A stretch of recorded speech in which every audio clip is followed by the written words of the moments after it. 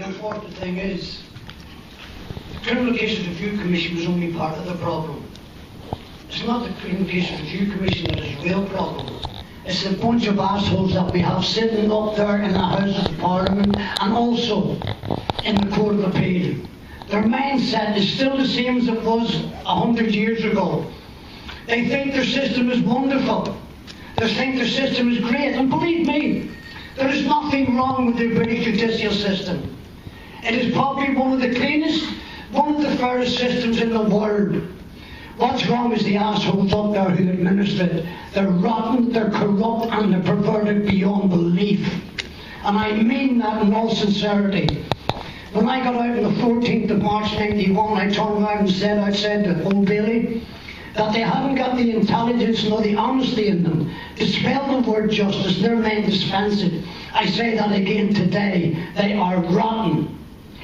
The appeal court judges think their system is wrong. What you got to remember, before they get into the appeal system, into the appeal court, they were sitting in crown courts, etc., sentencing innocent people. And the judges will not go against judges. Just like the legal profession. Solicitors, when they do things wrong or get things wrong, will not admit it. They're afraid to go against each other. They look after each other, just like the police and everyone else. And when they were set up, I remember being interviewed about the Criminal Cases Review Commission, how they should go about it in respect of people like me who were in prison. My advice to them at the start was to go into the prisons and talk to the person who's convicted. And in most cases, not all cases, but in most cases, you will find that the victim, who's claiming he is innocent, is a walking encyclopedia on the cases. And if not, you'll also find that their families are walking encyclopedias. You will learn more from sitting down with them for a few hours than you will spending months reviewing paperwork at the CCRC. The CCRC only reviews the paperwork. Investigate? I'll tell you something, Hatton couldn't investigate a piss up in a fucking pub, and I mean that in all honesty. They are absolutely useless. And I have said it outside the CCRC, they banned me from going in because I was slagging them off. But then again, I thought, I don't stand in popularity contests, I don't care who you are. If I think something's got to be said, I'm going to tell you. If you don't like it, as far as I'm concerned, fuck you on your bike. That's me. What you see is what you get. What you get is exactly what you see. The Criminal Cases Review Commission, when they started, the remit was to look at miscarriages of justice. Well, I don't know what your definition of a miscarriage is, but from people in prison, miscarriages of justice are people who are claiming they are innocent of the crimes which they have been wrongly incarcerated for. The Criminal Cases Review Commission is now looking at all sorts of shite. Guys who are complaining about their sentence, even though they're guilty. That is not their function. They should stick to what they were told to do when they were set up. And when they got, there was 243 cases delivered to their door on the 3rd of April 1977. Every one of those cases were people, most of them were in for murder, etc. I met a hell of a lot of those guys in prison. And when I came out in 91, people asked me how many people I thought were in prison who claimed they were innocent. And I said about 250. It wasn't far wrong. But I say, they're supposed to be an independent body. Well, tell me something. How the hell can they be independent? They're financed by the government. The people in charge are appointed by the government. The commissioners, half of them come from the prosecution service. They are not independent. What they're interested in is keeping the status quo of the so-called British judicial system. Like Lord Danning said 2 days after the guilt report got out, we should have hung them in the Birmingham Six. It would have saved them bringing the system into disrepute. And that's what it's all about, bringing the system into disrepute. Reference was made earlier on to our 1987 appeal with Lord Lane. Well, let's go back to our first appeal in 1976. Our trial judge, Justice Bridge, he simplified our case by putting our case into what he called 2 planks of evidence. One of those planks was in respect of the forensic, and the other plank of evidence was the police evidence and the 4 alleged free confessions. And he told the jury on more than one occasion that one without the other, and he would throw the case out of court, there would be no trial. After he got convicted on the 15th of August 1975, on the 7th of March 76 we went to the Court of Appeal. We weren't there, but it was held without us.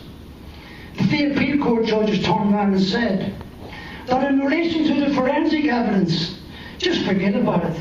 It didn't play any great part in getting them convicted. And in respect to the violence, as far as they were concerned, the Birmingham Six had not been knocked about any more than beyond the ordinary whilst they were in police custody. I'm still trying to find out what is the ordinary and what is beyond the ordinary, but nobody will tell me. Anyway, as I say, the first year or so of the Criminal Cases Review Commission was, when I was asked how I was going to go, I said, well, hey, let's see what happens first. Let's see how they operate. And the first year or so, they were okay. But then we find out they don't really investigate. The people who investigate the cases are assholes like me, family members, investigating journalists like Eamon O'Neill, and they all work without being funded. People like the Innocence Project, the students, etc., who give their time and energy. And the solicitor involved in the case, who's representing the client, whose application at the CCRC, if he doesn't get up off his ass and go out and do the investigation, you will never get past the first sit of the Criminal Cases Review Commission. Even though it was set up on our back. If we were at the Criminal Cases Review Commission today, we would not get past the first sit. They would not commission any of the tests that was done in our case. And the government set up the Criminal Cases Review. That was only part of their problem. You will find that most of the cases that go to the Criminal Cases Review Commission, the Court of Criminal Appeal has already rejected their cases. Yeah, so why give them a second chance? They're not interested in whether you're innocent or guilty. What they're interested in is the letter of the law and whether the status quo of the system can be upheld. When we came to our 1987 appeal, one of the planks of evidence, the forensic, at our trial, the trial judge asked Dr. Scouse, would you clarify exactly what you did? And he stated under oath on a number of occasions that he carried out a grease test. Little did we know at the time that the people in his own laboratory in Chorley in Lancashire were writing to the Home Office in 1971 asking him to remove Dr. Scouse because he was totally and utterly incompetent. Yet they carried on using him until 1987 in cases, particularly in Irish cases.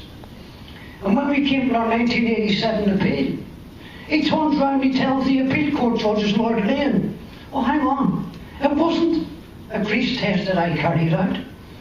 This was a special Scouse grease test, one which I have invented from 20 years ago, and it was capable of picking up nitroglycerine at the rate of 20 nanograms. If what Dr. Scouse was claiming had been true, it would have been one of the biggest breakthroughs in forensic science in the field of explosions since the day they invented gunpowder. Yet nobody in his own laboratory, nobody at the Home Office or anywhere else in the forensic world knew anything about this wonderful test. He admitted committing perjury. Nothing was done. The police, well, nothing, not one police officer in the last 30 years has stood in a court and been tried for any wrongdoing. And what it's all about is because if they did, make no mistake, they would have a revolt in the police force. And that's what the government of this country are scared of. They are terrified of the police force. The police force in this country are the law unto themselves. And when I speak about the police, let me clarify one thing for you. There is two police forces in the country. The biggest one is what we, the public, perceive as the police, the uniform cop. Hey, I haven't got much problem with him. Some of them are no good, some are just thugs in uniform. But for the majority of them, I have nothing but the utmost utter respect. I have seen them guys out in motorways dragging people out of wrecked cars, carnage. I see them in the city centres every weekend, stopping people from butchering each other and killing each other. They're the front line troops between us and anarchy. But you have to remember, they are not the people that investigate serious crime. The problem with the police force are the detective forces. And they are run just like the SAS. They are responsible for nobody but their commanding officer, and they can do what they want. In our case, the cops told us right from the beginning that they knew that we had not done the bombings. They told us we had nothing to do with the bombings, and they knew that. But they told us, and they showed me a bit of paper. And he turned around and he said to me, listen, read that, you little bastard, read it, look. There's our orders, and our orders were that they were to get confessions and convictions, and that they were to use any means that they had to obtain them, and they were not to worry because they were covered all the way to the top. They turned around and told us, listen, we didn't pick you. You've been selected by members at the highest level of government, and it's them who give us our orders. And we can take us out and shoot you if we want. And we think, look, it is a medical, we just say you tried to escape. And that's what happened. The police, we got them going to court. When we come out, we had 5 of them charged. Within about 4 or 5 court appearances in Southwark Crown Court, the magistrate, he ended up throwing 2 of them out, but there was still 3 of them going to court. And after about 6 or 7 appearances, they suddenly brought in another magistrate from away out in the sticks. And he turned around and ruled that the police officers in our case would not get a fair trial because of all the adverse publicity. Adverse publicity. In the name of God, they already had us tried, convicted and sentenced before we even got charged. Adverse publicity. That only works for bad cops. And what the system today is worried about, it's not about your innocence. What they're worried about is how much it's going to cost them. It's all about finance, finance, finance. Well, I'll tell you what, a good thing to start with the finance for compensating people who've been wrongly incarcerated is to take the pensions off all the dirty, rotten, corrupt police officers in the country and put them to prison. The Criminal Cases Review Commission, what we should be concentrating on mainly is not the Criminal Cases Review Commission. What we should be concentrating on is trying to stamp out people being wrongly convicted in the first place. And as long as the government will not prosecute bad cops, then you are always going to have people being sent to prison wrongly, fitted up, tortured, etc. And that is what is wrong with this country. Something has to be done about the police force first and foremost, and then the Court of Appeal. The judges, as I said, they don't want to overturn convictions. They want to keep the status quo of the British judicial system like it's wonderful. When they set up the Criminal Cases Review Commission, that was only part of it. What they should have done now is when a case from the Criminal Cases Review Commission is referred, they should set up an independent tribunal and take it out of the hands of the Court of Appeal, because the Court of Appeal is not fit for their own purpose. That is what is wrong with everything in this country. A lot of people say to me, why do I do what I do? Well, I'll tell you why I do it. Because I don't forget. Lying in a prison cell, asking, begging, hoping, begging, praying that someone would get up off their ass and do something to help me. And I found out along the way that all the so-called good people, when you turn to them, hey, I've already told lots of people, when the things go wrong, the people they turn to, who they expect to get help from, members of parliament, etc., you're going to find out that they will turn your back on you. The people you expect help from will not help you. But at the same time, you're going to find help from the most unlikeliest sources. And the sad thing about it, the help you get comes from people like us who don't have the finances. You heard a remark today about it costs us money to go to Belfast. I don't know what they're complaining about finance for. You've got a fucking expense account. If you're paying for it out of your own pocket, like I have done, and everybody else does, then you should have something to complain about. Not when you're sitting there with a big fancy bank account and a big fancy expense. Please, they talk a lot of crap. The Criminal Cases Review Commission, what they haven't got, what they did when they set it up in 97, the Tory government before they came out of power in 97, were very, very clever. They turned around and done a revised 1995 Criminal Appeal Act. And that, Before they set up the Criminal Cases Review Commission, that was like setting up a toothless tiger. They effectively pulled his teeth in his claws, and it made it harder for the Criminal Cases Review Commission to do. I've heard people today from the Commission talking about how hard it is for this, that and the other. Well, what the first thing the Commission should do, they should turn around and stick to what their remit was. Their remit isn't about tasting the dog and all the rest of the bullshit that they were talking about today. Their remit was to look at cases of miscarriage, and a miscarriage of justice is someone who's in prison claiming that they are wrongly incarcerated for something they did not do. And that was the function, supposedly, of the Criminal Cases Review. Now, if they stuck to that, they would have a lot more time, a lot more energy, and they would get through a hell of a lot more cases than instead of playing about with little Mickey Mouse cases. And what they've done, they have walked into the quagmire of their own making. They're now wallowing in so much shit they don't know how to get out of it, and they try to blame the Court of Appeal. Not only that, if the Criminal Cases Review Commission had any guts at all, once they send the case to the Court of Appeal and it gets knocked back, even though, as you've heard, they believe that the case is stonewall innocent. When they get knocked back by the Court of Appeal, what they should do is have the balls to turn around and take that case to the European Court of Human Rights. Thank God we do have a higher court than the kangaroo courts in England. But they haven't done it yet, and the sooner they do, because if they do take the cases to the European Court, believe me, we will win hands down so many of our cases. It's only a part of the problem. As I say, the first thing we've got to do is try and stamp out miscarriages. It's not good trying to get convictions overturned. And another sad thing is about that when you do get your conviction overturned, you're thrown out in the street like a sack of garbage. And I must confess, when I left prison, if anyone had said to me, you won't be able to handle the outside world, I would have laughed in their face. After what I've gone through for 16 and a half years living in a war zone, because that's what dispersal prisons are. I was in Parkhouse.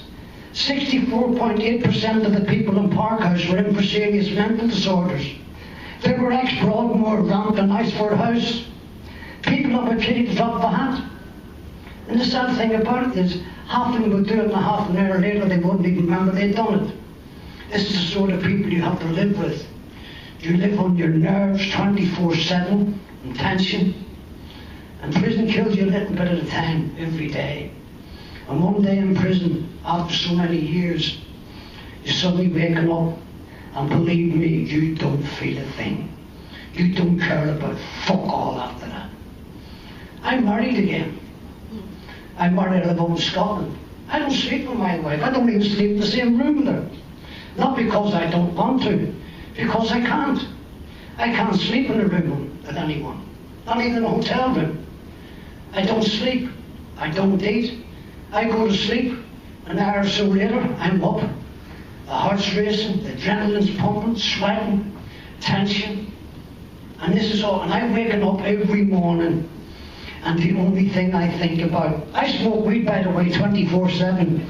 I've been smoking cannabis for nearly 50 years, and fuck the government, and even telling me it's wrong. I'm going to carry on smoking as long as I want it, not what they tell me to do. But anyway, I get up in the morning, and for the first hour, I sit and I drink 3 or 4 mugs of coffee, and I have a few pipes of weed and smoke. And all that I have going round in my head is going and loading up guns and walking into the police station saying, fuck you, and shooting every one of them. And I think of that every day. And believe me, there's times when it's come that close to it. I've been trying, it's no good getting people out of prison and just leaving them to their own devices. We have been diagnosed by Professor Gordon Turnbull, who's one of the leading forensic psychiatrists in the world in respect of trauma. He treated the Beirut hostages, Vietnam veterans, etc., the Falklands. And he's turned around and stated that he has never come across anyone so severely traumatized as we who have come out of prison. We're the most severely traumatized people he has ever met in his life. I live up in Scotland, as I say, I've been trying to get help for years. The government has set up a number of organisations, Sacro, Hope, Unlock, etc. to help people coming out of prison. And I know all these people, I've beat them, I've got it in writing from them. And I beat them to get help from way back in the 90s, and they turn around and tell me, we would love to help you, but we're not allowed to. And when I said, what do you mean you're not allowed to? Because they're government funded, their remit is for the resettlement and the rehabilitation of guilty offenders. And because we're innocent, they're not allowed to help us. They can't take a box, so we don't get any help. I went to my doctor, I've been getting worse over the last, 7 or 8 years. I'm nearly 70 years of age. And I sit in the house sometimes, and I just close down. Every week I do this. I sit and I'll be watching the television, and all of a sudden, it's like somebody throwing a switch in here. Then all of a sudden, I'll come back, and I'll say to the wife, who turned the telly over? She says, look, what do you mean? When I was watching so, she looks, you get a grip on yourself, that's been over about 3 hours ago. I think it's only 5 minutes or something. Switch off. There's other times I sit in the house and I sit there for days and I cry my eyes out like a child. And I don't even know what I'm crying for. And my wife can't get through to me. Nobody can. And it's not just me. I have people phoning me at all hours of the day and night. Miscarriage of justice victims because they're going through a bad time. And I don't know what it is, but for so many of them, they sort of look up to me. I'm like a sort of father figure or whatever it is to them. Hey, it doesn't bother me. That's what I'm there for, to look after them. And I'm in contact with probably more miscarriage of justice victims than anyone else in the country. And we are all having the same problem. And the sad thing about it, particularly in today's society, so many of the innocent people that are coming out of prison today, whilst they are in prison, they have turned to heroin and tried heroin in the jail. And when they come out, and they start, I try to tell people when they come out, I'm not a counsellor, I need counselling myself, I need help. But I try to tell them what's going to happen to them. And I can sit down with someone, like if someone come out of jail tomorrow, I can sit down with them, talk to them. And you see, within an hour, I will tell you roughly to the week how long it's going to take that person before they start breaking down. Yes, you come out and you're on a high, but you see, when that high goes and you hit the floor, that's when your problem begins. Then you start becoming a hermit because you're not used to crowds. In prison, if somebody bumps into you in prison, the first thing that's in your head, get a blade, stab him, because he's going to do the same to you. It's people in prison, you look at them the wrong way, they're in your face, what are you looking at? Next thing you know, the paranoia is in and they come at you with a blade. And when you come out here, after living like that in a war zone for 15, 20, 25 years, whatever the case may be, then they throw you out in the street and tell you to get on and live a normal life. What's normal to you people is not normal to us in prison. And then people start hiding away. They start using heroin. They start taking the drink. And another thing I don't understand is alcohol. I have the odd can of Guinness, the odd pint of Guinness, but very rare I don't touch alcohol. And guys that come out of prison, whatever it is about their system, they have a great capacity for alcohol. They can sit there and they can drink bottles of vodka and they don't seem to get drunk.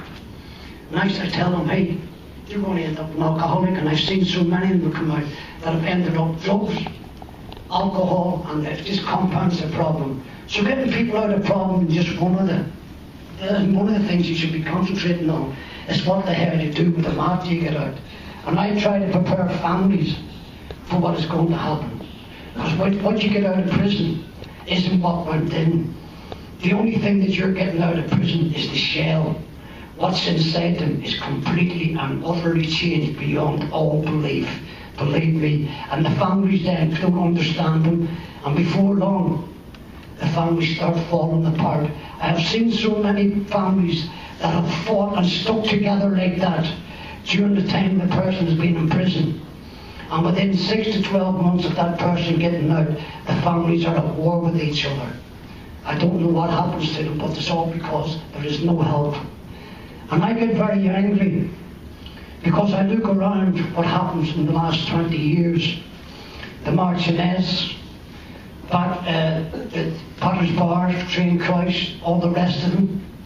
And every time something like that happens, The government is rushing counsellors, etc., to help them. Not one innocent victim that has come out through the courts has ever been given any help today. Not one.